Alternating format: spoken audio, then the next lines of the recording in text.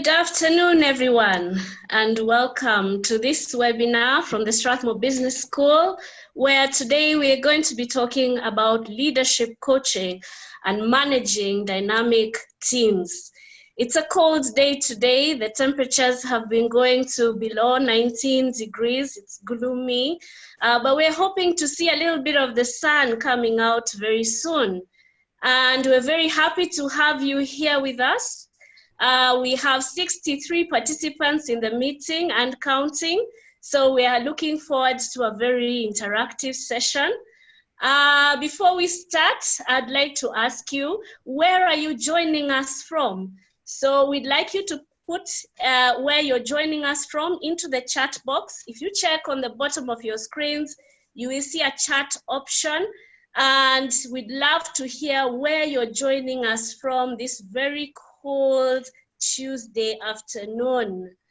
We're seeing chats coming in. We have Nairobi, we have Ngong, more of Nairobi, Embakasi, Kampala, yay, wonderful. We have people coming in. Yes, Nairobi, Kerarapon. Keep the chats coming, Langata. Thika, thank you for joining us all the way from Thika. Samir Park, Nairobi. Buruburu, Upper Hill, Kericho. Where are you joining us from, ladies and gentlemen? Please put in your comments in the chat box. We have someone from Machakos. Nakuru, wow, we have fantastic representation from all over the country. Athi Rivers joining us as well.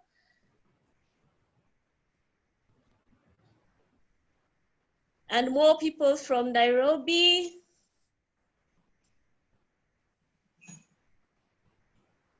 Lagos, Nigeria.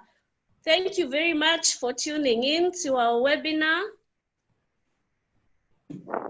So we're going across the continent, not just across Kenya and across East Africa, but we're also reaching across the continent. All right, so thank you everyone once again for joining in. My name is Trichi Engineer, and I'm going to be your moderator this evening or this afternoon, depending on where you're joining us from.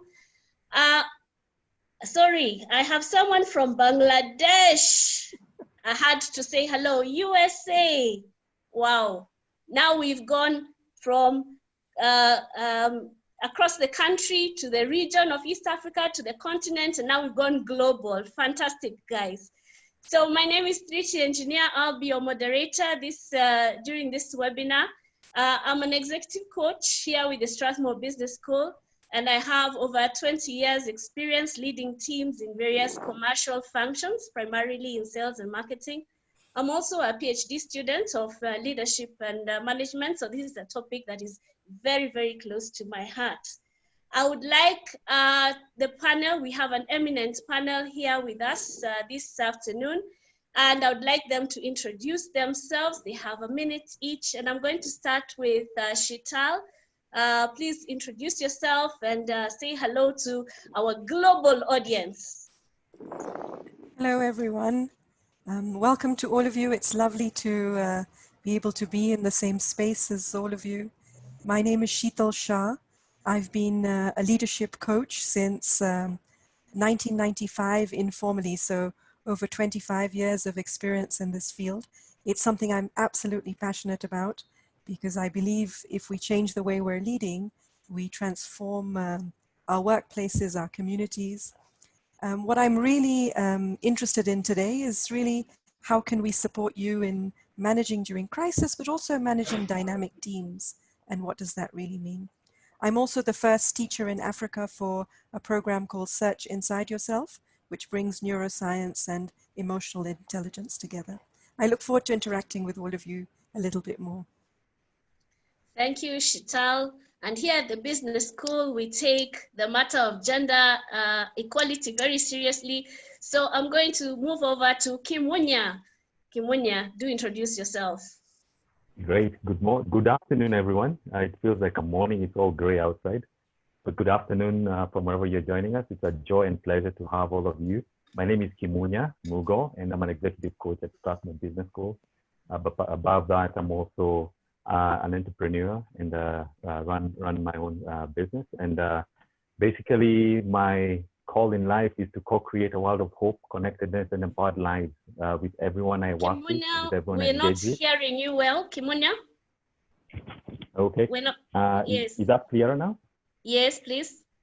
Okay, great. So I was just mentioning that my mission in life is to co-create a world of hope, connectedness, and empowered lives. And I do that through coaching, through leadership, through strategy, and through thoughtful communication. And today I'm looking forward to engaging with all of you and having a very serious conversation on how do we get to engage with ourselves first, and then after that, we can overflow and engage with our team.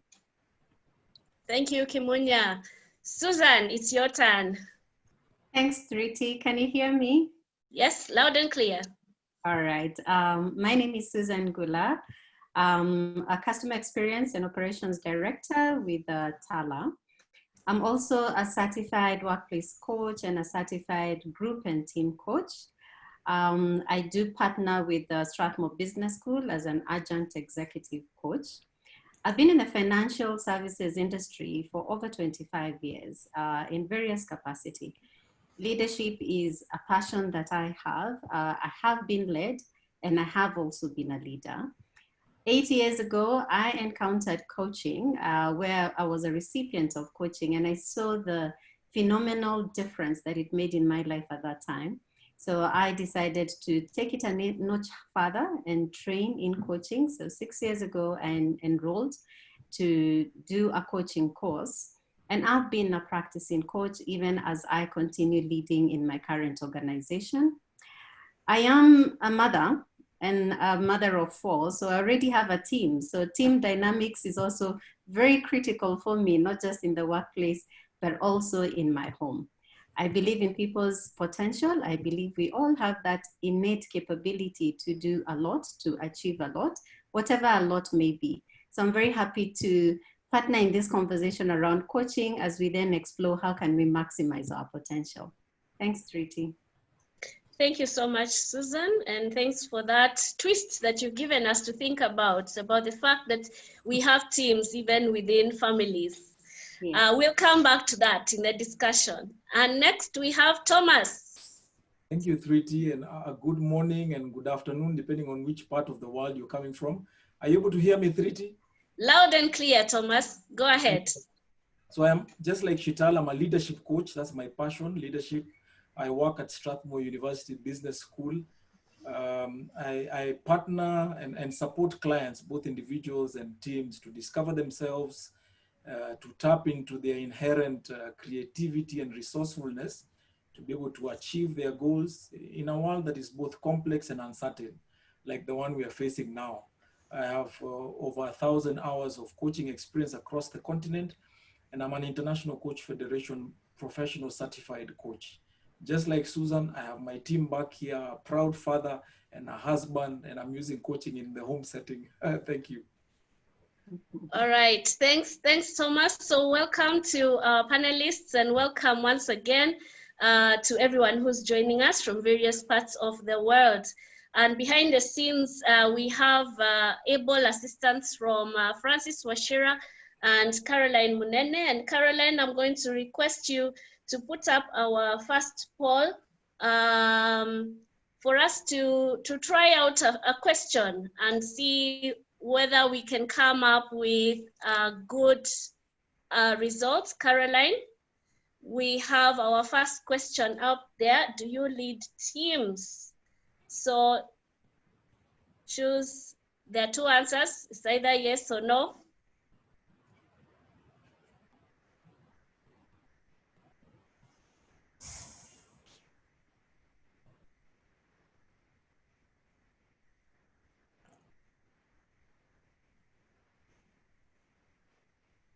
We are getting more answers coming in. 72 of you have responded.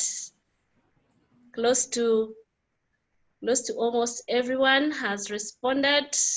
Just a few seconds more.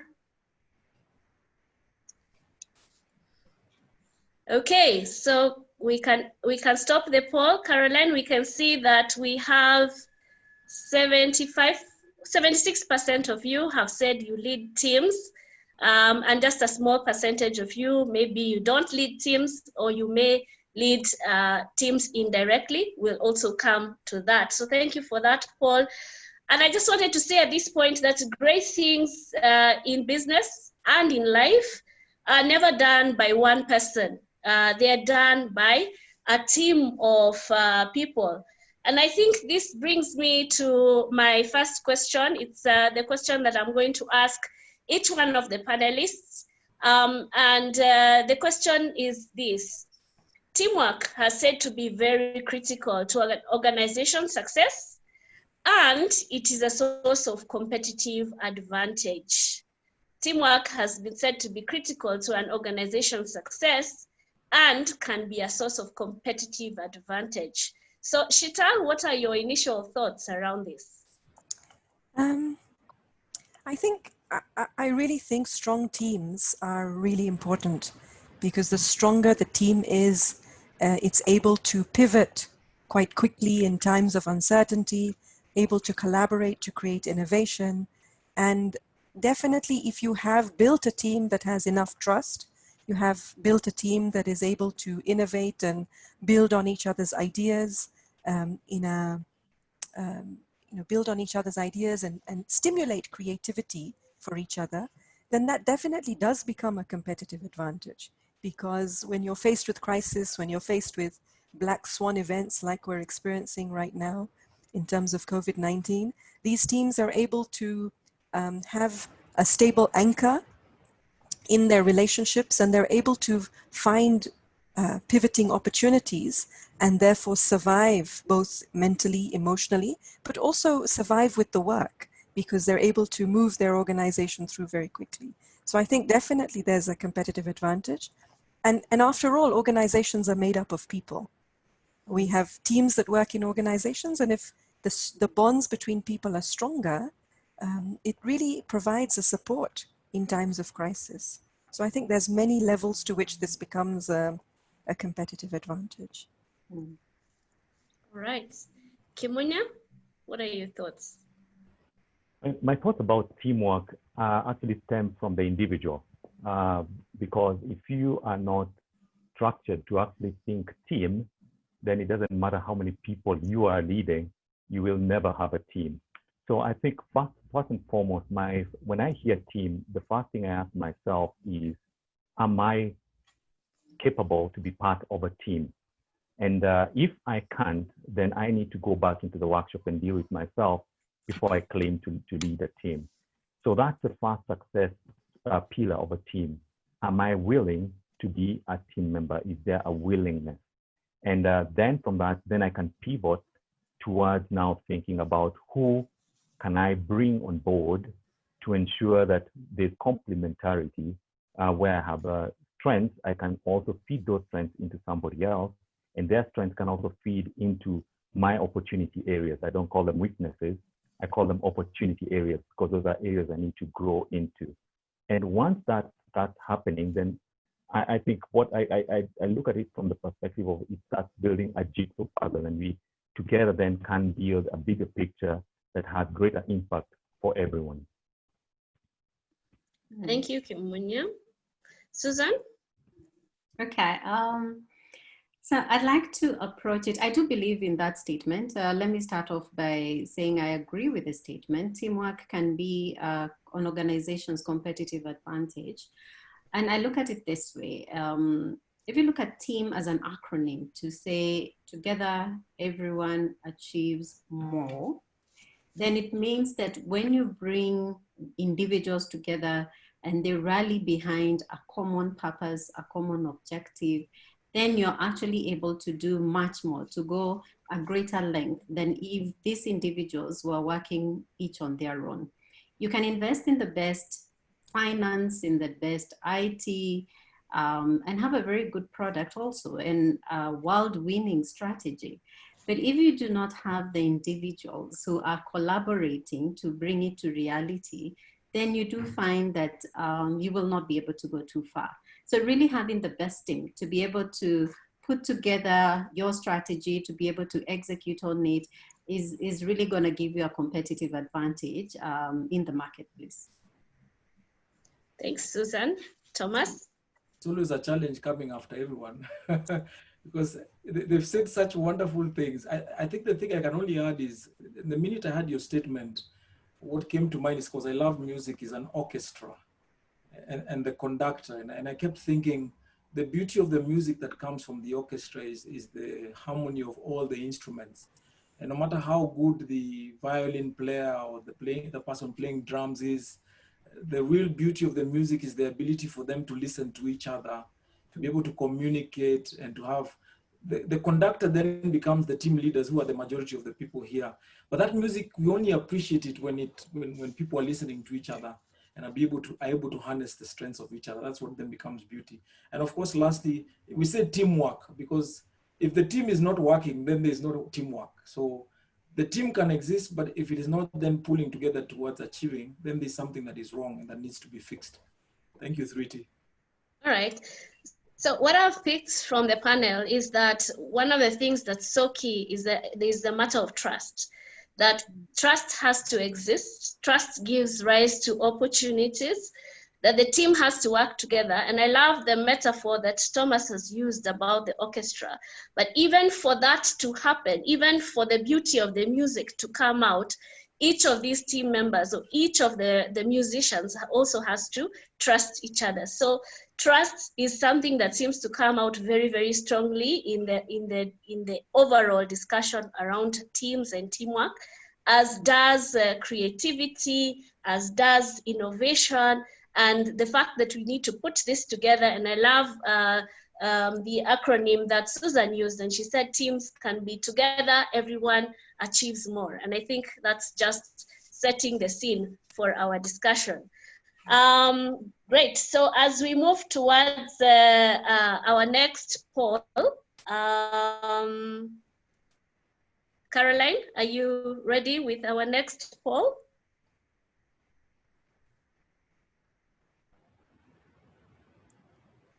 And in the meantime, if you have any questions for us, please do put them into the chat box.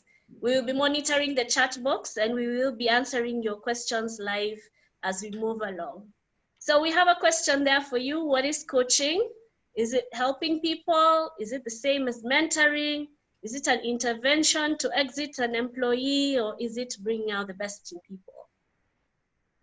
We'll give you a few seconds to choose your answer.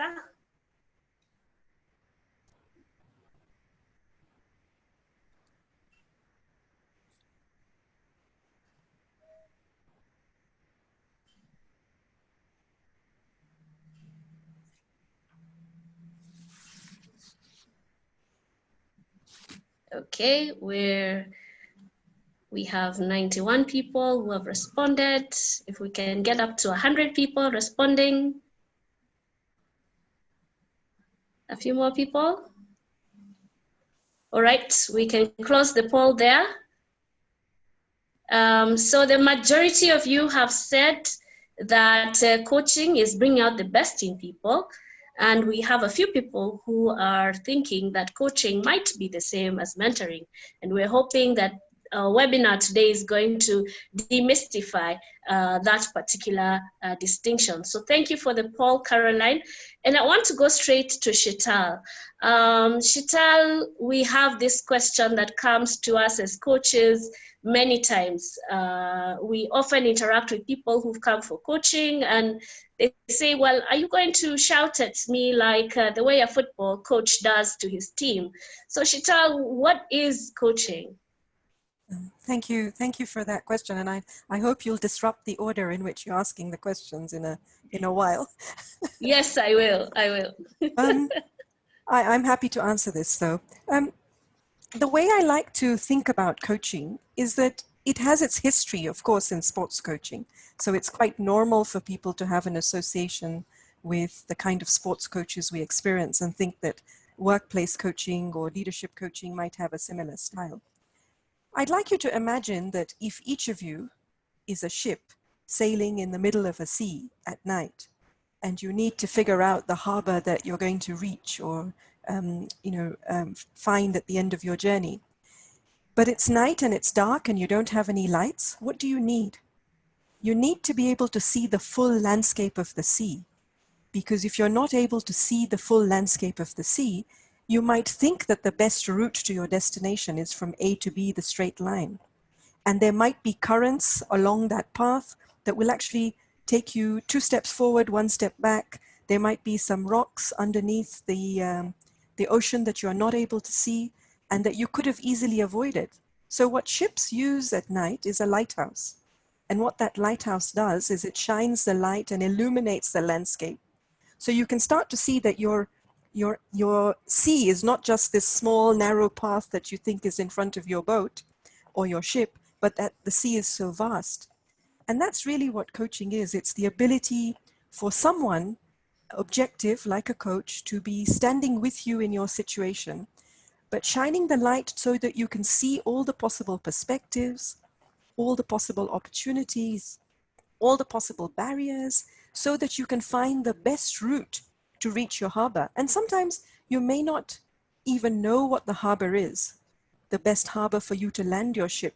So working with a coach is a reflective space, a brainstorming space, a sounding board space, where you can figure out what the port might be that's best for you, that's best for the organization, and then what the best route is to get there, and whether you need to, increase your speed, decrease your speed, do something different, get people to put up the sails or reduce the motor speed, all of that. So that's the metaphor I like to use, that as a coach, you're using your skills to help your teams see the people you're leading, see the landscape better, so they can take ownership of the journey and reach their harbor in a way that's both enjoyable and safe. So I hope that gives a little bit of a light on what coaching is. And based on your explanation, and I'm seeing comments saying lovely description. They love the metaphor of the lighthouse. That's from the participants. Would you say that the experience of coaching is different for every person? I think there are some skills that are in common. So an external coach, someone like myself and Thomas and Kimunya and Susan, we all play the role of an external coach. Thriti as well is an external coach. As an external coach, you are a little bit more objective because you're not working in the same organization. So I think there is a slight difference between a leader who is in a team using coaching skills and an external coach. So the difference, I think, would be if you're working with a leader who's employing coaching skills, they do have a very strong alignment or a very strong interest, I would say, in the deliverables. Whereas as an external coach, while you're interested in what the client needs to achieve, you are not personally responsible for the results that the organization is taking. Having said that, I think the experience is that a client will have, or the person you are coaching will have, is very similar, because the skills used of creating a reflective space, of tapping into the other person's resources, getting people to explore their own creativity are very similar, whether you are a leader coaching your team or an external coach. So I believe that the experience can be similar in those skills that you experience. And I think your willingness as a person to be coached will determine the experience that you have. All right, thanks, Sheetal. And our topic for today is about managing dynamic teams. And we want to understand how we can use the power of coaching to help us as leaders to do this. So what then is team coaching? I think I'm going to throw this one to Thomas. I had feared that when Sheetal, you said there's disruption, I didn't know that it would land on me. And I know you're open to it, so it's not a problem. So, I mean, I'm just going to follow the same metaphor. I love metaphors and I love Shita's metaphor.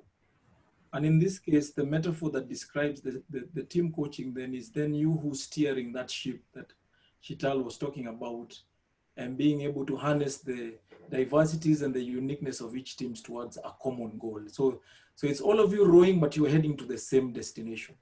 You bring in your all capabilities, you bring in your all skills. Our workplace is full of people that are very diverse, different personalities, different resources. So team coaching is then being able to direct and support a team to be able to achieve a common goal. So all of you are, no matter what different fields or skills you bring or interests or focus areas you have, just the ability to then channel all these diverse interests and energies and resources and diversities towards a common goal. That's what I would define in simple as that ship that Shital was talking about. Shital, I don't know if I've done justice to the ship. Super. Thanks, Thomas, for that. And I'm going now to Susan. And Susan, what then makes team coaching different from mentoring? And when should a leader use coaching, and when should they use mentoring? Okay. Thanks for that, Riti. And I do know that the terminology sometimes can be confusing. I think some of the things that we see as similarities is that whether you're doing coaching or you're doing mentoring, the end goal really is to be able to move a person or a team from point A to go to point B. Now, in coaching, if it is team coaching, you are partnering with the people in a series of conversations towards a desired goal. So you come in as a coach and you facilitate those discussions, those conversations going on.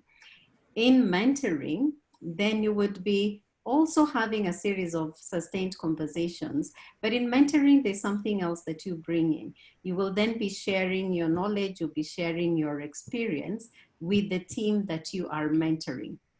So that's where the distinction, from my perspective, that's where I see the distinction coming in. In coaching, you do come with that whole idea of the team knows, you want to get the answers from deep within them. So you will ask questions that will give them that clarity and that awareness, and they're going to reach a certain desired outcome. In mentoring, it's not to say that the team doesn't know, but they want to leverage off your own experience and your knowledge. So it's almost saying, walk in the steps that I have walked before. You know, I took this path. You can consider taking the same path that I took. So in that case, I'll be mentoring. Yeah. But if I'm coaching, is let's walk alongside as you discover what is the best solution for you in the current circumstances. I don't know whether I've been able to bring out the distinction, Triti. I believe you have very well. Now we can all get clarity on the difference between coaching and mentoring. Thank you for that, Susan. And Shital, where did this team coaching come from? Where did it come about? The aspect I want to bring out here is that if you think about those of you who are leaders leading teams, team coaching is actually part of your job description. And one of the reasons that it's grown as a profession is because a lot of leaders are finding it a struggle to bring teams onto the same page and to create that harmony that Thomas was talking about, and to, you know, the relationship between self and working with teams that Kimonia was talking about. It's been a challenge because this isn't something we are taught in schools. It isn't something that is, you know, if you look at all our MBAs, they're very focused on achievement that is quite individual driven. And this aspect of team coaching, it should be inherent in a leader's job description. So the reason it's become a popular field in the last few years is that there's a real dying need for leaders to be able to galvanize their teams together and manage conflicts, to be able to talk about issues. So often a team coach is able to support you in bringing those issues to the fore, to see all the hidden dynamics that come up in a team and manage them in a better way. So, you know, there's people that are responsible for the team coaching, and I can't remember the name of the founder. He passed away recently, but this for me is the critical reason that as leaders, it's important, wherever you are as a manager or leader, you do need to have these team coaching skills. And if you're not doing them well, often you'll call in somebody from the outside. But I really feel that we need to, as leaders and managers of teams, be able to galvanize our teams around what Susan was talking about. All right. So coaching is in our job description as leaders. I think that's what Shetal is trying to get us to see, and that we really need to embrace these skills so that we can drive our teams to the right direction and to achieve success. So Kimunya, coming over to you. Teams usually are challenged in terms of achieving goals, targets. There's a lot of discussion around productivity at the workplace. So how does this work in this current situation? How can we lead teams and individuals even as the organization is going through change? Thank you.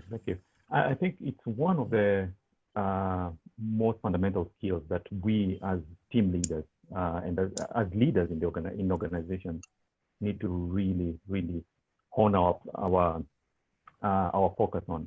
And the reason is this: think about it. Your team right now is dispersed, and either they're working from their dining table or their bedroom, or trying to find a gazebo outside. So in terms of where they are, mentally, they're all dispersed. And I want to use an analogy of music. So as a team leader right now, what the mentality you should put on right now is one of trying to get all your team members listening to the same piece of music. Now, the only difference is this: you will find that there are going to be some people who are going to be on the dance floor, and some who are going to be trying to buy tickets outside to get onto the dance floor, and some of them are going to be on the balcony. So it's actually getting to a space where, as a team leader, I'm now thinking about how do I manage this music so that everybody can actually enjoy it. And ultimately, at the end of it all, we can all come out saying, we had fun, we connected. Yeah. So as a coach to your team, what you will be able to do then is try and figure out, we need to pause now and head to the balcony and look at, the dance floor. Where are we? What are we doing? Which style do we need to accommodate for this particular moment? And after we've agreed on that style, then how does each team member now come in and bring joy to this whole escapade that we're having? So it's a time where every leader must be very, very flexible, be able to harness that potential that is in each individual. Basically, how are you going to help your team members to empty their glass onto a common vessel so that you all can ultimately be able to feed your clients, your partners, whoever it is that you're working with, in a more meaningful way. So that's how I'd look at it. How then do I, as a team leader, then look at all the different potential in the room, and then try and bring them together so that we can play, as Thomas mentioned earlier, we can play in the orchestra together and produce some beautiful music. So what I'm getting from you, Kimunya, is that it's very important for a leader to be flexible as they try to get the best out of everyone who's on their team and get them to play the music together to create this wonderful symphony that is the end product. Great. Okay, Thomas, over to you. How can we foster team culture during this crisis situation that we seem to have found ourselves in with the COVID-19 pandemic?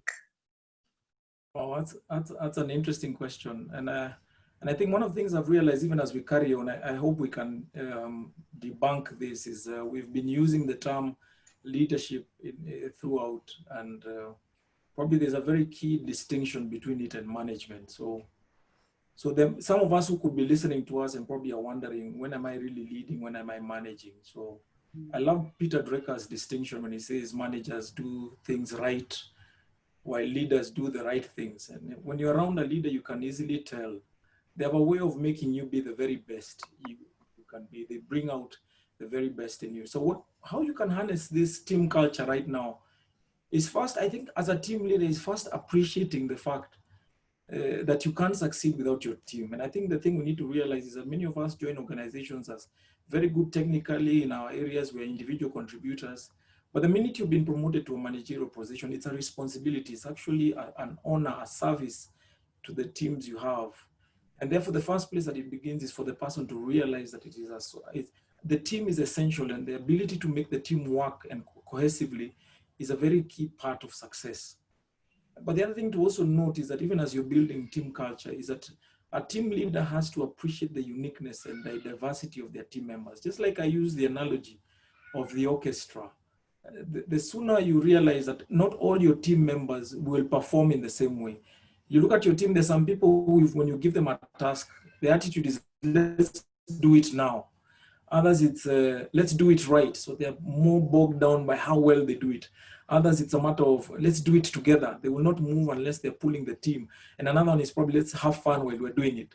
4 different ways of approaching performance. So it's important that the team leader learns and appreciates the ability to harness that even in performance, to build team culture is to appreciate the diversity of others and to know how to build that diversity towards achieving a common goal.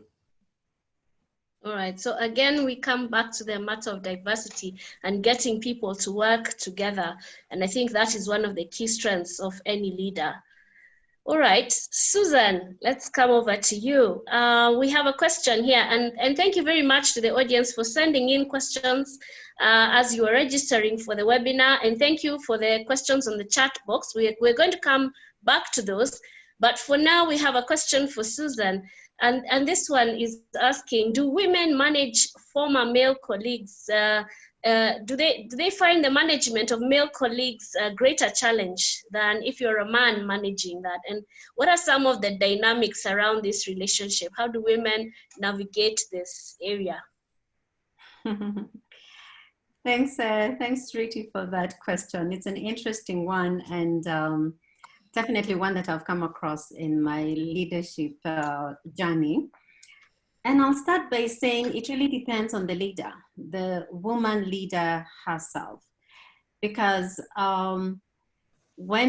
sharing from my own experience, where I have been leading gentlemen, which has been quite often, the thing to remember is there's a job to be done. And that's how I approach it. You know, there's a task to be done. There's a strategy to be executed and some outcomes that need to be achieved.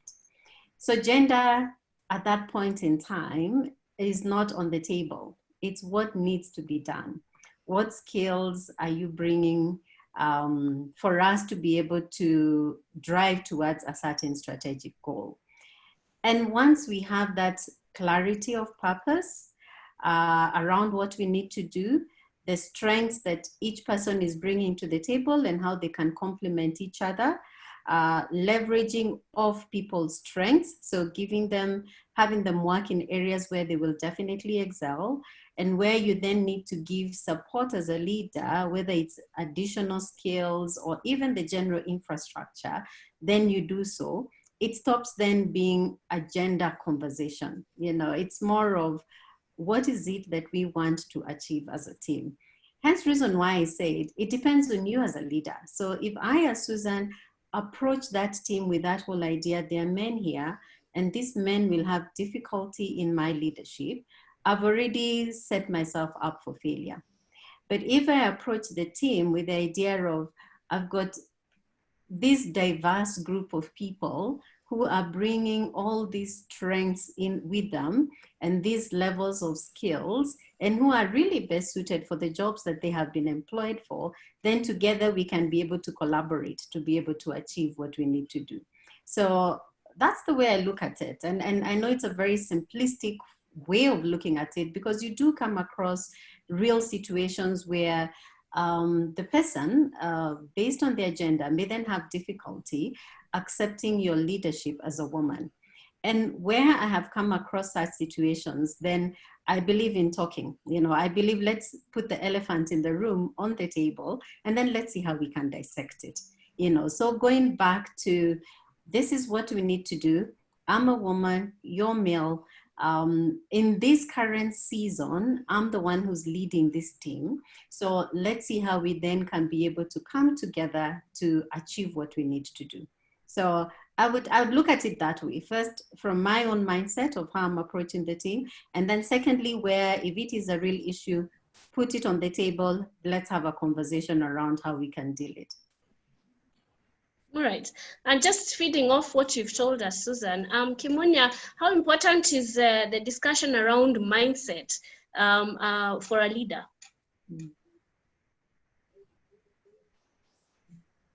Mindset is very critical, and I was having a conversation just this morning around the mindset with a team that we are working with. And mindset is basically, how do you show up mentally? How do you show up when you go? You know, if you think about it, your body as a building. When somebody comes into that building, what is the first thing that they encounter? That's a critical question. What is the first thing they encounter? And this could actually be from even your facial expression. How mentally prepared are you for the event or the space that you are going into? For example, if you're a team leader and you want a healthy team, and I'm going to use physical fitness as an example here. So you want a healthy team that is running very well, that you don't climb stairs and you're all panting and wondering, are we going to die the next minute? What's the first thing that you're going to do? You're not going to throw them into the gym. You're going to find out first and foremost, where are we all in terms of the level of our fitness, before we figure out what kind of fitness regime we need to go into. So we first start in the mind, where are we? And because this is where most, if not all, the battles in that team are won. So how prepared am I mentally for the space that I find myself in? And if as a leader, then you find yourself not having clarity, then that's when our coach will come in and help you find that clarity in terms of, how do I show up for my team even before I ask of them to deliver anything? So how do I show up, first of all, mentally for them, so that they know that they have a safe harbor to dock their ship?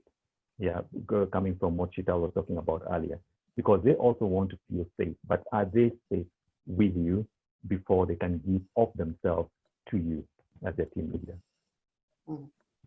Okay, and just staying with you for a moment, Kimunya, we have a question here from Richard. And Richard wants to know, how can a leader ensure that trust within teams is never breached? And if it is breached, then how do we reconstruct this trust? Okay, I think two A's show up here when you're looking at working with teams. And one is authenticity as a leader.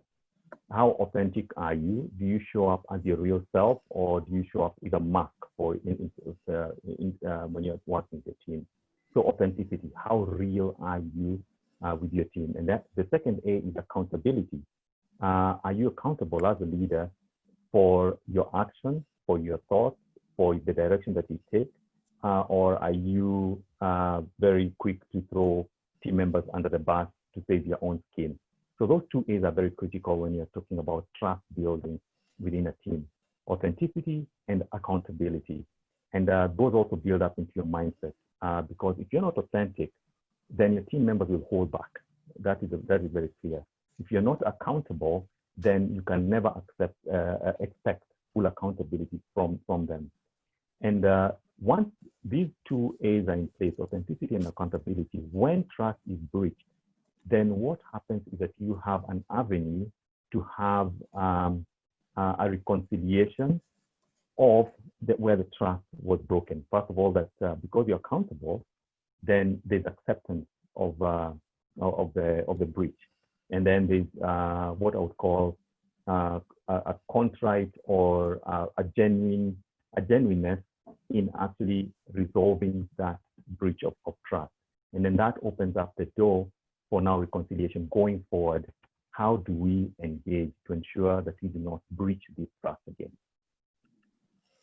And Joshua has summed it up very well when he says authenticity and accountability are the two key components, just as you said, of trust. And I like the way, Kimunya, you've tied it back to the issue of mindset and exactly how the leader needs to ensure that they always come out and forward in order to build trust, to be authentic and accountable. Thanks for that. Okay, Shital, this one's for you. What's the best way of dealing with difficult staff, especially if that staff is your boss's favorite? And what can you do then to bring cohesion to a team? Wow, that's a beautiful question and a reality for many of us.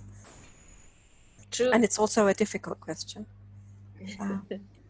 I think I would go back to if I am that individual who's having a difficult time dealing with a difficult staff member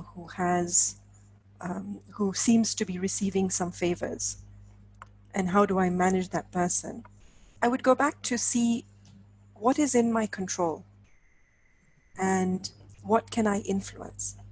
Because I think what happens as a human reaction is when we're faced with things like this, we tend to get into that position of this is an impossible situation. And what we do, and we're thinking along that mindset of this is impossible, we stop to see the little places where we might have influence, where we might have control over changing this situation. So I think that's the first step that I would start with. Secondly, I would look at how safe is it for me to bring the elephant into the room? So depending on the organizational culture, is it safe to voice this elephant in the room? Because often there are other people who are also feeling the same thing, but just there is no courage to say it. And depending on the organizational culture, and you know, I'm using the example of, I'm recently working with a large organization where there is a perception amongst the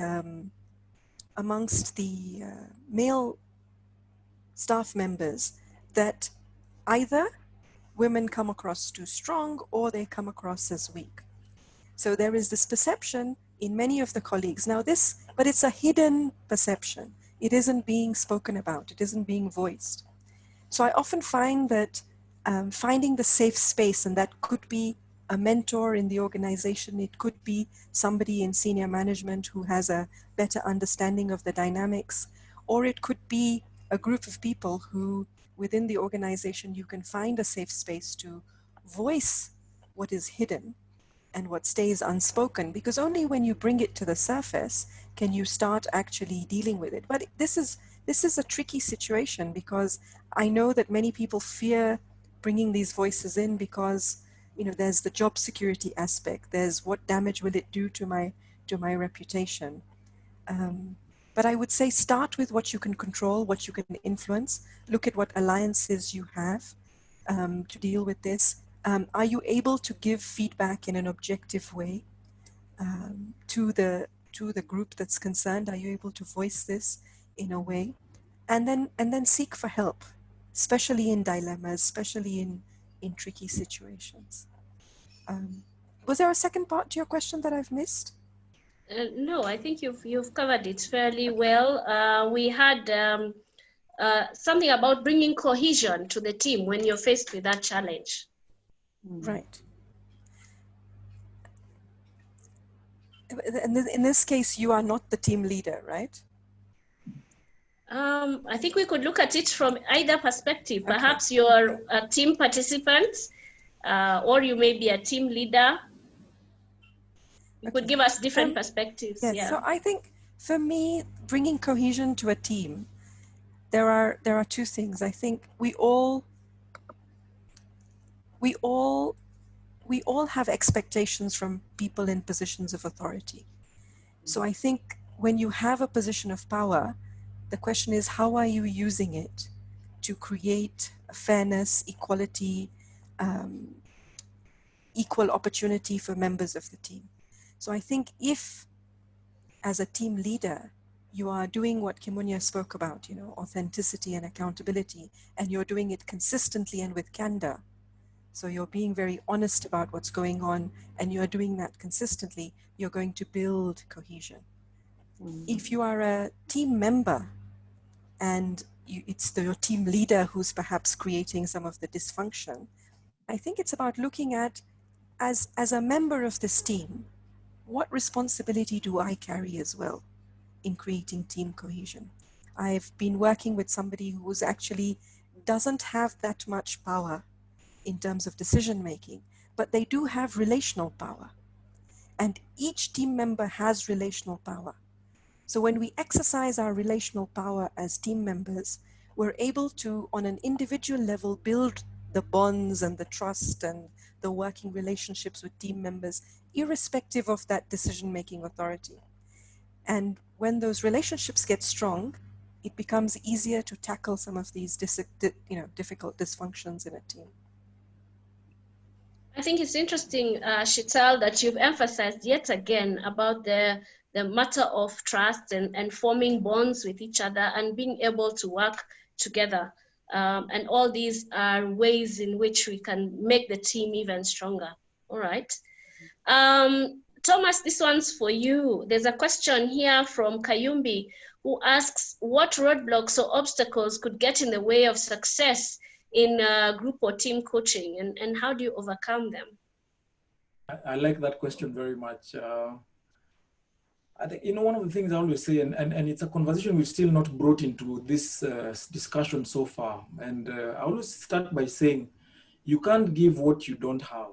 And so there's also the assumption that many of us will appear as team leaders and be effective if we're not taking care of our inner self. We've got to have some self-care. And even like you look at during this time of working from home and the stresses that are coming with COVID-19 and the pandemic, you will only show up to your teams as good as you have taken care of yourself. And it's important that the team leaders understand that, because if not, remember, you keep mirroring your own limitations, you mirror your biases, your beliefs. And this is part of the reason that can be an obstacle even when you're doing for successful team coaching, is if the leader themselves is not yet in a space where they are comfortable with where they are at, they have also seeked their help, because the team leader also needs help. And so even before they can then get out there and be demanded of, it's very important that they have that. But then in team coaching, I mean, in the years I've been coaching people, especially teams, I think one of the biggest challenges is always, I think one of the obstacles is the fact that people already, if you're in a culture, I think Shital alluded to this, where there's absence of trust, so there's silo mentality, there's an attitude of my department against yours, or there's that one of people I've mentioned here, some dishonest people within the cliques or powerful cliques. This all can destroy people in a team. Now remember, team, for me, I look at it like a family. I'm a head of a home. So I look at it just like the same way I have my gang here. And even with my guys here in the house, I've got those who will align with my principles and those who will not. So there will be obstacles that come when you're team coaching, and they lie a lot between the area of first teams, the teams gelling. Many of the times the challenges I've seen is if the teams have not been brought together, where they've not been owned up to the idea of the common project, and maybe it has been imposed on them externally. This can be a very difficult thing for the team to move forward. It always helps when the team has owned up the project and whatever it is that they want to achieve. Some of the most successful team coaching have always come from people who have contributed towards the agenda they want to achieve or whatever solutions they want to achieve. So I think for me, I'd start by saying for team coaching to succeed first, make sure that the team leader first is sorted out, and they're doing their own self-leadership. They're conscious of their own biases. They're addressing their own biases. Then they can show up in their best self, and they can be more conscious and aware of the needs of their team members. Now, it's good that the team is aware that there will be differences. And the fact that one of the challenges you face is that we all don't see reality in the same way. But it is good that the team leader keeps showing the beauty of each other's differences and doesn't show any favorism of every time, but learns to harness the uniqueness of everybody's differences and being able to achieve. I don't know if I've answered 3T, but I really was itching to bring up that thing of the team leader. And I'm glad that I managed to throw it in there. All right.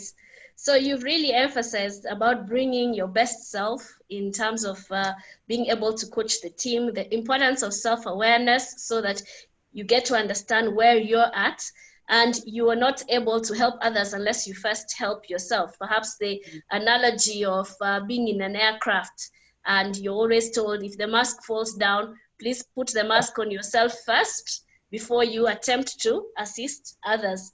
And I also like what you said, Thomas, about harnessing the uniqueness of each individual. Again, bringing people together and building on that. Yes, so thanks for that, Thomas.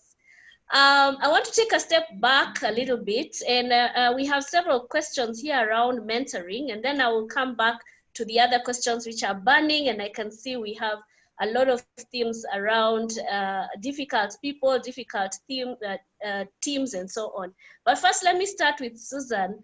There's a question here from George, who wants to know what's the difference between coaching and capacity building.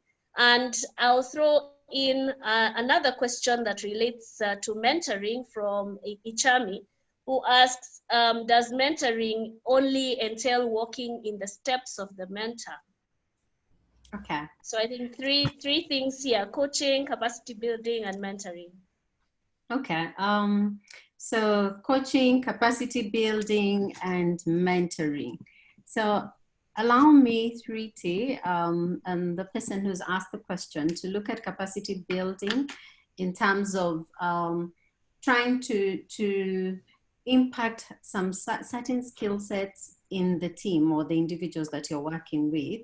And when you're doing capacity building, you could either be doing this through training, where you're then teaching or impacting knowledge that probably the team did not have.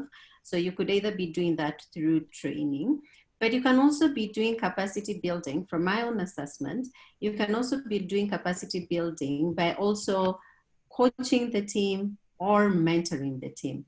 Now, if we look at coaching from an ICF definition, I know we got a very good analogy from Chital.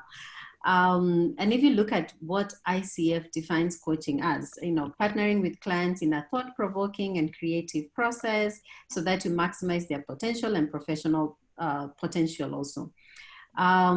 So that can also extend to what you do with teams, the series of conversations where you're using a coaching approach. Mentoring, on the other hand, according to the International Mentoring Group, it's a process of direct transfer of experience and knowledge from one person to another. In my thinking, when I am coaching, when I am mentoring, I am involved in capacity building because I am helping a person or partnering with somebody or with the team to move them from where they are to a desired end state or to the next level, wherever they have defined their Minerva as. So I'm helping this person to be able to make that transition or that journey, working with them either in the capacity of a trainer, working with them in the capacity of a coach, or working with them in the capacity of a mentor. Now, the other part of the question was, do you have to take the same, walk the same path as your mentor? If you're being mentored, was that the question, 3T? Yes. Should you walk on the same path with the mentor? Okay, not necessarily. You don't necessarily have to walk the exact same path.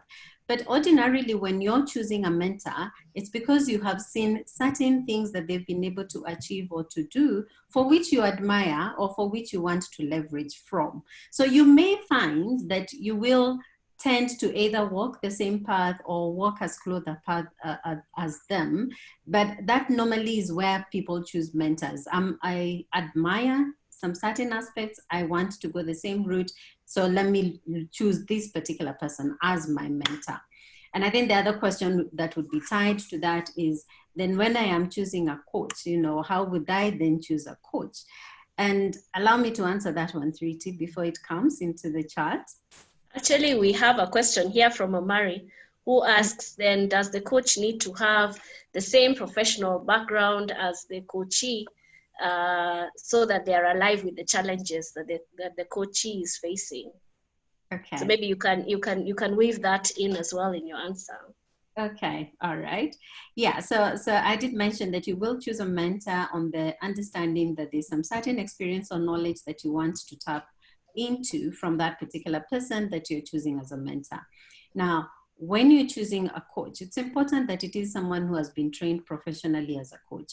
And a coach need not necessarily be a subject matter expert in the area that you are in or in the area that you want to be coached in. I said need not be. They can be. And again, it will depend on how comfortable are you as an individual with your choice of a coach. There's what we normally call the chemistry test. Yeah. And in the chemistry test, then you're having this engagement with the coach to be able to say, is this somebody who I will trust enough to be able to open myself up to them? Because then, like we said, we are going to partner together, we are going to journey together in coaching. And when you're doing that chemistry test, then it will be important for you to see, to ask yourself, how important is it that this person is well versed in my field? So if I'm a doctor, do I want a coach who's a doctor? Because I sort of believe they will understand when I talk to them about being woken up at midnight to attend to patients and the impact it has on my family, right? But I could also be a doctor, and the coach that I choose is actually an engineer by profession. And they will still be able to guide me in those coaching conversations. Because remember, we started by saying there are certain skills that a coach has. So they don't necessarily need to be subject matter experts, but for you as the person who's going to be coached, it's important that you feel comfortable with the person that you choose. So if having them coming from the same experience or the same knowledge or the same industry as yourself will help you be able to trust them and to leverage off the coaching experience, then that would be important in that particular situation. Okay. And I really like what you're saying about the chemistry test. And once again, this word has come up that you must have the right kind of interaction or the right kind of chemistry to be able to drive trust. And I want to go to Shital and just ask her to expound a little bit again on this gelling, this harmony, this trust elements that are helping both the coach and the coachee come together to co-create within this space and to be able to, as Thomas told us, ensure that the music is there for the entire symphony to play and for us to enjoy. Thank you. And I want to take take up from where Susan has spoken about the chemistry test. And what is that chemistry meeting doing? It's allowing you to check whether there is psychological safety. And I want to, just take that meeting between the client and the coach where you see if there is enough psychological safety for me to be able to open up and speak my truth.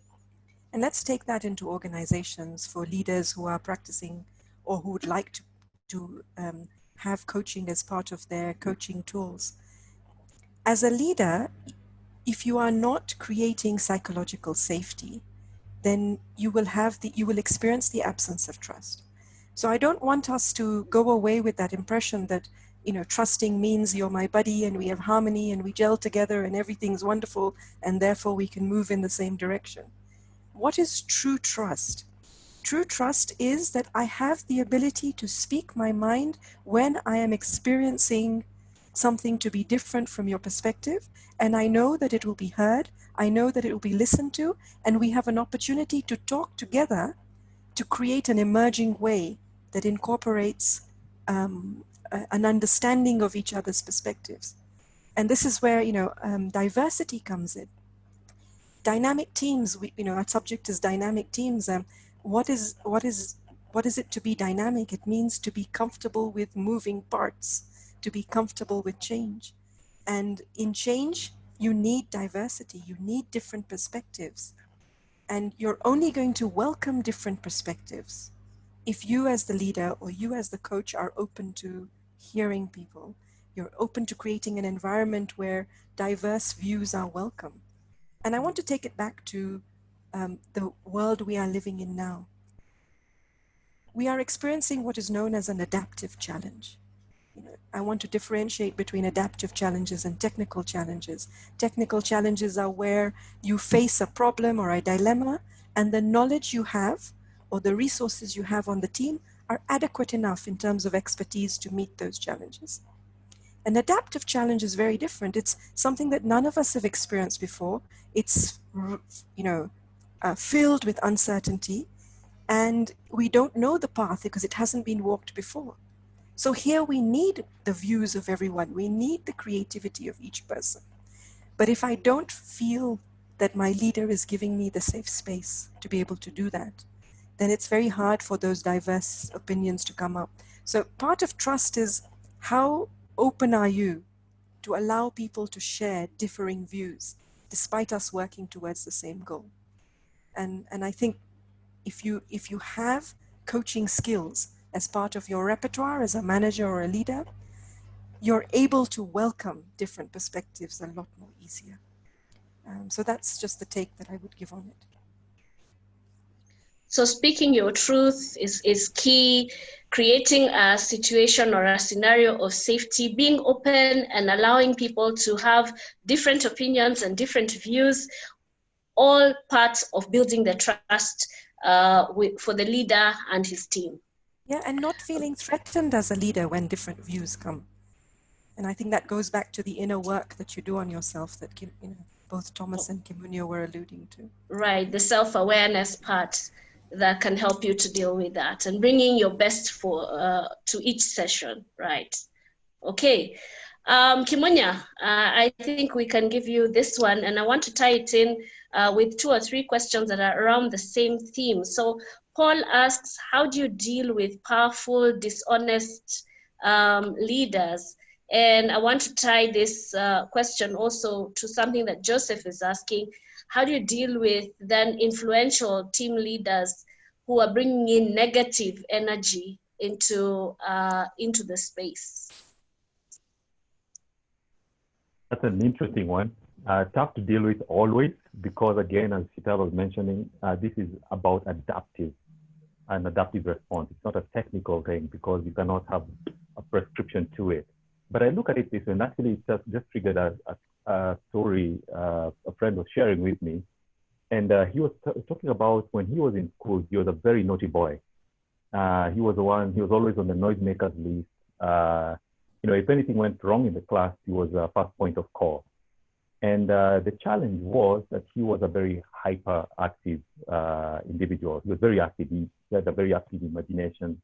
And if you're not engaged adequately, then of course he'd find a different way to release that energy. So what he mentioned is that his teacher realized that there was an issue. And so he decided, and actually I'm going to tie it to something else I was going to bring up later. The teacher decided to tackle the issue, not necessarily the person, not to attack the person, but to focus on the issue. And when the teacher realized that he has more energy than is being expended in class or even in extracurricular activities, the teacher actually brought him to his side and said, okay, now listen, I'm going to make you the class prefect. And what happened is that now he had an intellectual challenge that he had to employ in terms of how do I make sure that my class is the best in the school. So he expended all his energy towards something that was more meaningful. This analogy, why am I bringing this analogy? It's actually now to actually think about yourself as a leader, as a coach to this team. Are you able to distill and go down and really go down deep and figure out where the real issue is, and not just deal with the symptoms of disruption that they're taking the agenda in a different direction? Where is the real issue? Where is the cancer? And from there, now build up and figure out with this individual, then what do we need to do to harness the potential that you have in a creative way? So what this calls for you as a leader is that you will need to build relationships.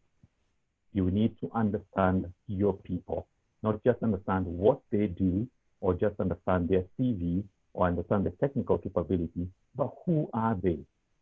Because remember, they're coming from somewhere. They didn't just show up. They just didn't fall in the workplace. They have come in as an individual. So understanding that the totality of the whole person then helps you to have meaningful conversations with them in terms of how they are going to go forward.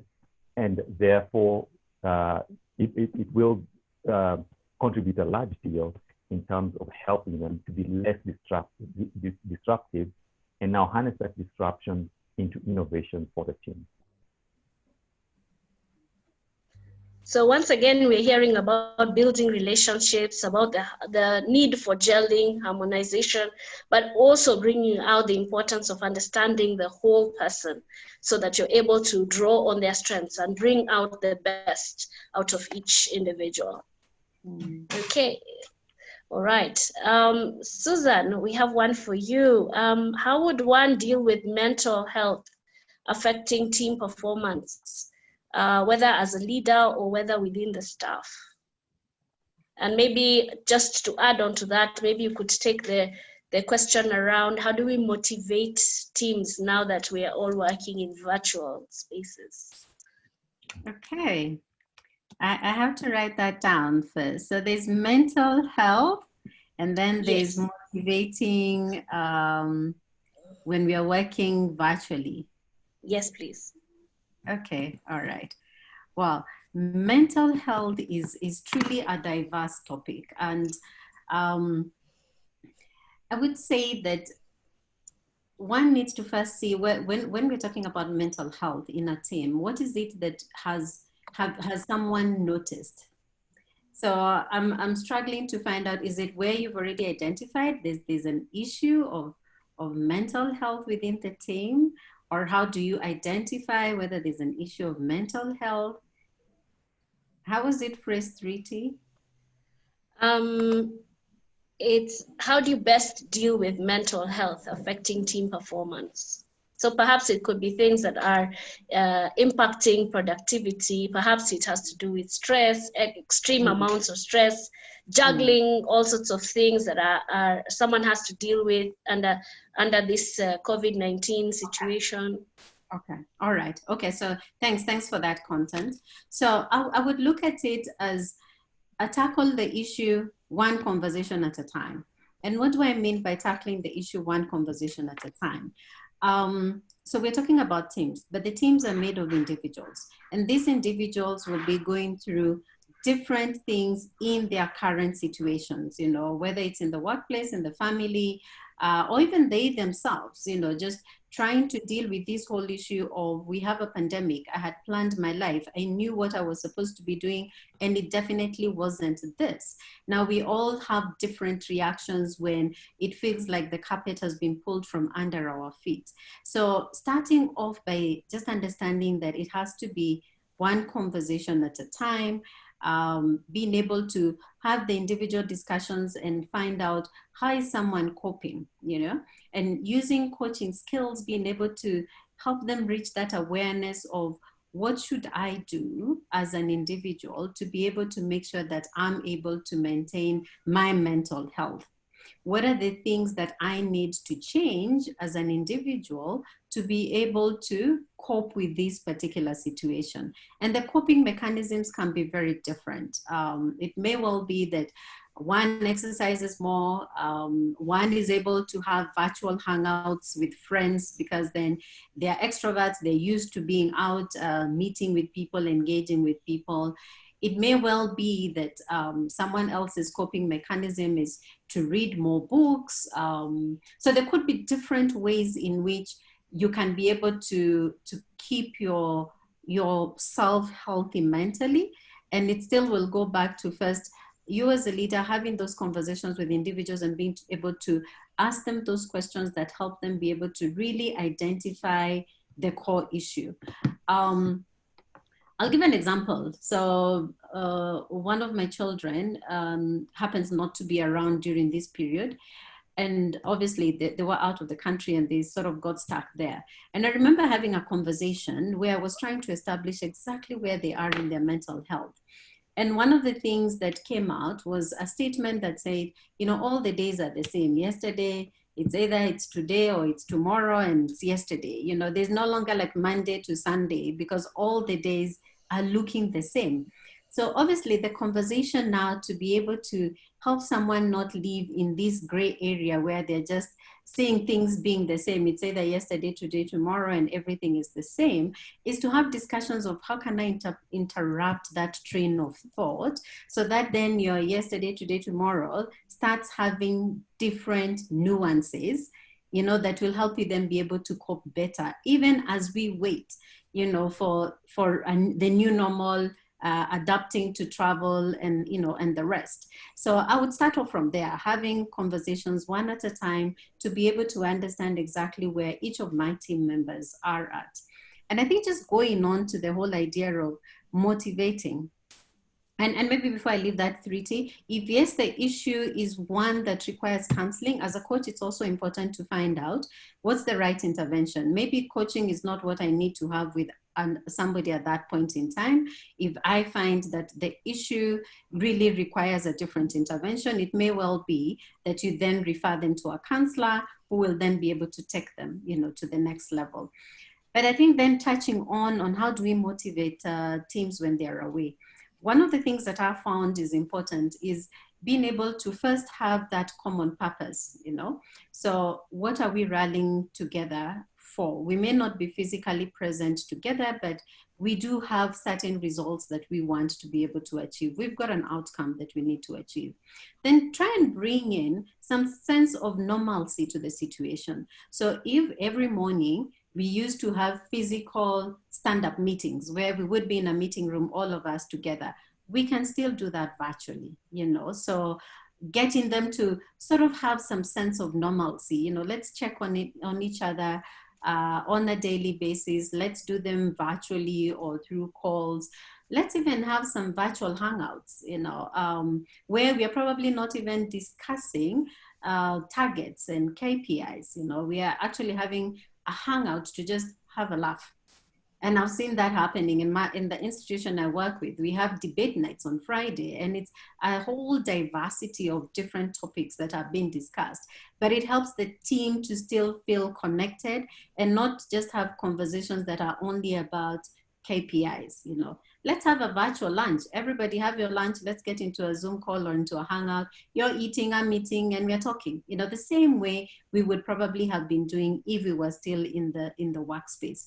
So things have changed, and I think for us as leaders, the main challenge is just how agile are we to be able to change with the current situation. Then we can be able to see what are the tools, and technology is facilitating that. You know, there's sort of having this discussion that we're having now. You know, there's Google Docs. You know, you can be able to get people to collaborate on a report even when they're in the comfort of their homes, you know. So I think just starting to ask ourselves, what do we currently have in our hands, and using it in the current situation, you can still be able to rally your team, to motivate them to be able to work and even excel in this particular COVID situation. All right, thank you, Susan. And I've taken note of the fact that we have about 9 minutes to go to the end of our webinar. Time really flies when we are having an animated discussion. And thank you very much to the participants who've been posting questions on the chat, and I really hope we've managed to answer all of them. There is also a feedback form that the link is on the chat, so we look forward to receiving your feedback. Now we have final questions for our panelists, and maybe just 2 minutes each.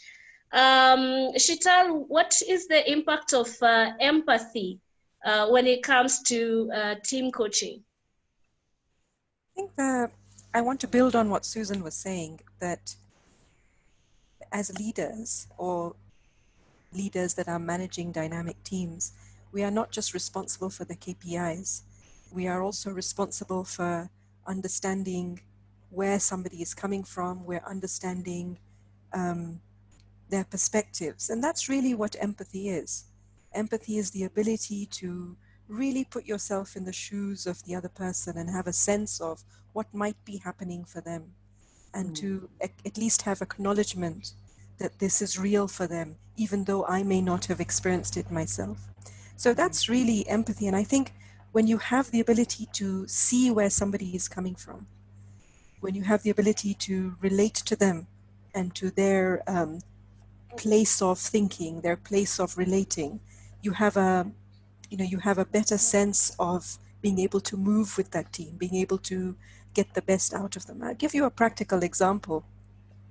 I was working with a team where the leader couldn't get why people weren't performing, even though they'd been provided them with great modems, they provided them with credit for bandwidth, they provided them with big screens that they could work at home, they'd sent them chairs, but they still couldn't get a sense of, even after that, why isn't there attention on results? And what I worked with that leader to do is to get them to see two things. One, how is this person experiencing this time now? What in their past or what in their current situation is giving them is giving them some emotional dysfunction to the way in which they're relating to this time now. And secondly, helping them to see that we are all traumatized in some way or the other. We all suffer from some kind of mental trauma. Some are aware of it, some are not aware of it. Some of us manage it quite well, and some of us, it gets triggered in different places. And so just helping them have this wider awareness of we are dealing with human beings, not robots, allowed them to have some empathy to inquire into the team and say, what is it really, coming back to that question that Kimunya was asking, what is the real issue? Where is it that you are coming from? And holding this empathetic space. And empathetic space doesn't mean that you let people get away with it, or you get away with the inattention to results. But you're saying, help me understand where you're coming from. I acknowledge this, and let's work together to find a solution to it. So I think there is a big correlation between having an empathetic space and then being able to move the team towards common purposes. And I think empathy is also the building block for trust, which we've been speaking a lot about today. Thank you, Shital. And I want to go to Kimunya. Kimunya, on your screen, you have some colors that are next to you. There's a blue, red, green, and yellow. I know 2 minutes is not enough time, but give us a feel of what these colors are and what do they mean? How can we use them? 2 minutes. These colors come from Clarity 4D, which is a personality assessment tool or process. And in Africa, we call it, these are our villages, the color villages. And what it does is that it just helps individuals and teams to appreciate who they are and where they come from. And for example, I come from the red village.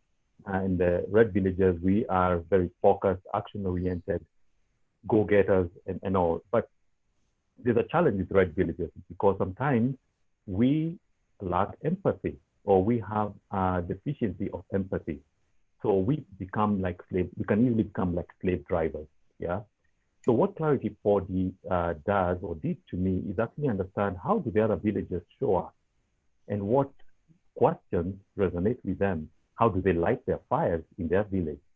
And then when I understand that, what it does is that it helps me, when I go to their village, I carry the right kind of tools. I carry the right kind of firewood so that we can enjoy the fire together and then possibly cook a meal together.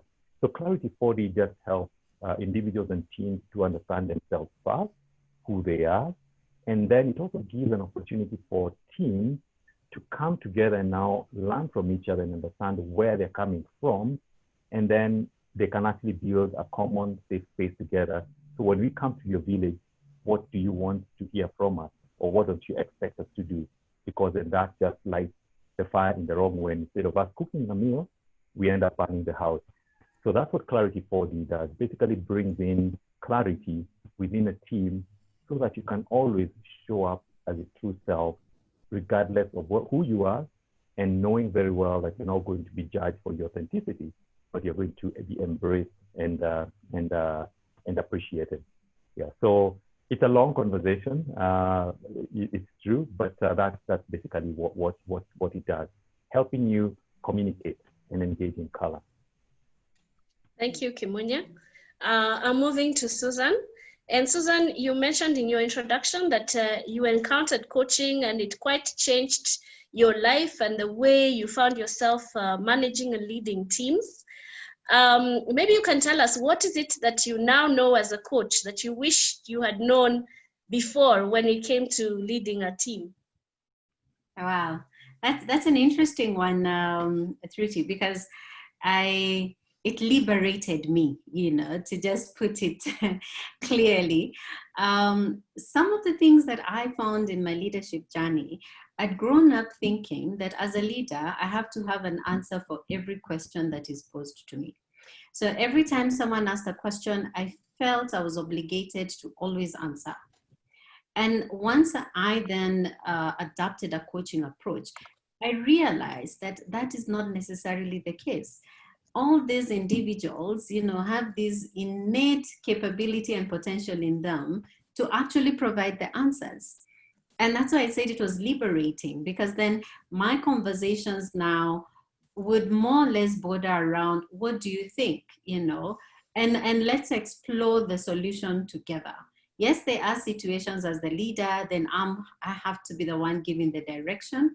But I've also found that in tactical aspects of the job that my team needs to do, they definitely do have the answers. And that has been liberating, just knowing that I don't have to have all the answers to every question that is posed to me. Yes. I think that's quite a powerful statement, not needing to have all the answers to all the questions. All right. Thomas, we come to you now. And for those who are participating on our webinar, I'm sure they would be interested to know what books or resources might they be able to read or tap into to learn more about the power of coaching. Pretty. Yes, please. You asked me a question? Yes, please, Thomas. The question was, our participants on the webinar, they would really want to know more about this discussion on leadership coaching and managing teams. So what resources or books can you recommend to them? Okay, well, that's interesting. There are many, and I'm sure my panelists, my fellow panelists even might have more, but I'm going to share those that are based on things that are books that I've recently read. I've put them, one is called Coaching for Performance. It's by John Whitemore. I also like The Power of Habit by Charles Duhigg. I'm trying to think of other good ones. Probably my panelists might have others that they can think of. For me, I think the key thing is anything that helps you around understanding leadership. One of the favorite was the World's Greatest Leadership Principle by James Hunter.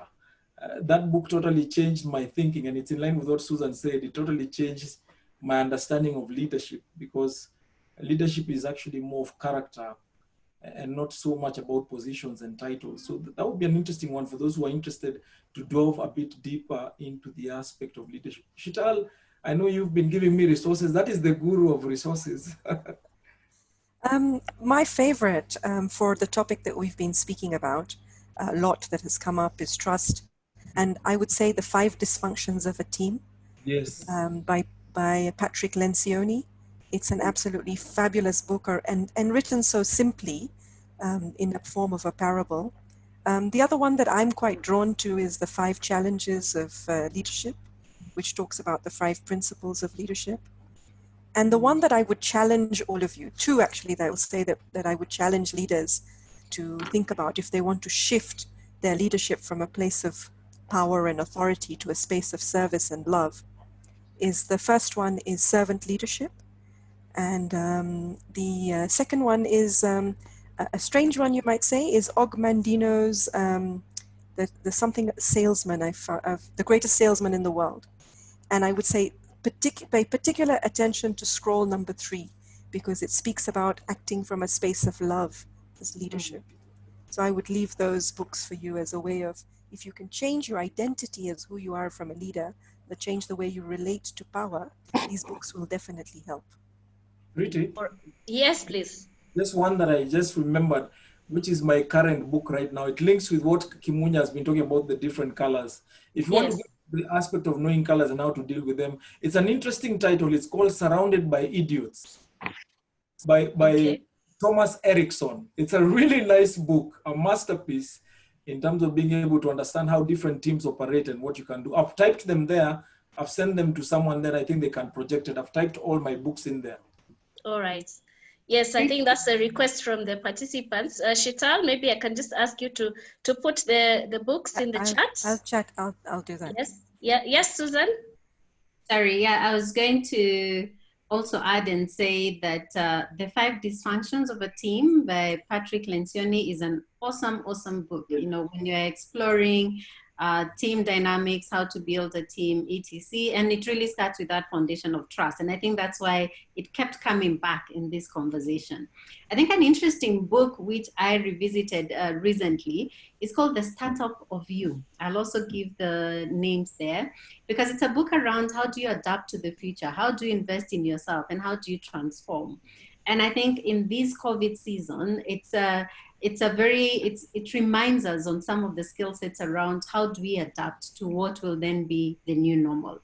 I think I have to throw in one third one, crucial conversations, because I also realized that you can have a conversation at some point, it's not impactful, but then there are times at the crucial moment, there are conversations we'll have that will really make a difference in your team's, in someone's life or in your team's capabilities.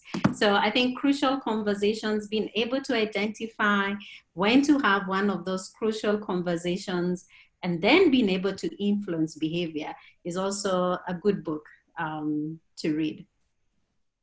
All right, thank you so much. Just pop the names of those books down into the chat so that our participants can easily find the books. And Kimunya has also added one for us, Start with the Why by Simon Sinek. And I'm sure that Simon will Sinek. also be, yes? Yeah, and then there's also a good one. It's called The Coaching Habit by Michael Bungay Steiner. I've mashed up his name, but that's also a very interesting book, and it basically talks about saying less, asking more, and also changing the way you lead. And really emphasize on some of the other books that if you have to get 3 books, ensure you have The Power of Habit, 5 Dysfunctions of a Team, and my final one will be The 21 Irrefutable Laws of Leadership by John C. Maxwell. All right. So we have great resources that we have shared with the participants today. I hope you'll be able to get hold of these books and glean nuggets of knowledge and be able to grow in your leadership journey and in managing dynamic teams. We are like 6 minutes over, but if you will allow us just to have a final comment, I would like to invite Francis Washira from Strathmore Business School, who would like to introduce to you a few things that might also help you in terms of the resources that you have available to you. So Francis, a minute. Thank you so much, Treaty. 60 seconds is enough for me. We would want to support you beyond this webinar, and we have a number of products that I have put on the screen. And so one of it is individual coaching. So if you'd want a coach to work with you in your leadership journey as you manage people and teams, this is definitely something you'd want to consider.